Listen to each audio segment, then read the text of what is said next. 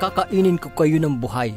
Ito ang mga ilan sa huling babala ni Pangulong Rodrigo Duterte laban sa mga responsable sa pagpapasabog sa Davao City nito nakaraang September 2, 2016 na ikinamatay ng 14 na tao at ikinasugat ng 67 iba pa.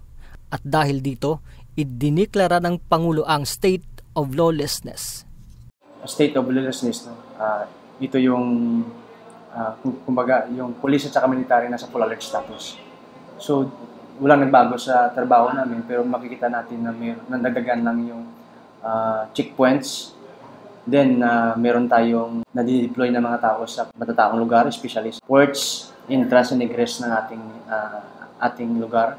Sa layong puksain ang iligal na droga at korupsyon sa loob ng 6 na buwan, ang Pilipinas at si Pangulong Duterte ang madalas sentro ng atensyon at laman ng mga balita, hindi lamang dito sa Asia, kundi maging sa iba't ibang dako ng mundo.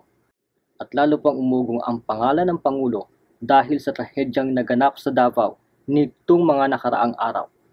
One thing I'm sure about this bombing in Davao is this is brought up by those people who are against the advocacy of depleting drugs or illegal activities.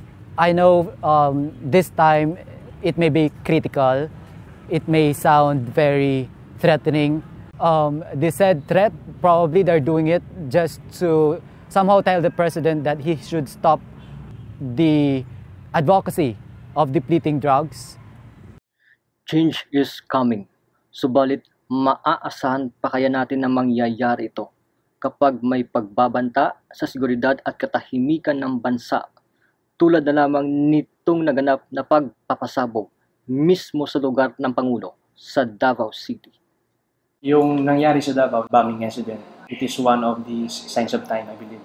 The increase of violence and terrorism. Now we are living in the battleground. There is a great controversy between good and evil. The only way an evil to triumph is when good men do nothing. We are not just fighting against corrupt leaders and their followers, but we are fighting against darkness and this evil forces. Ang assurance ay nasa Panginoon talaga. Then I believe that human effort and plus divine power equals success.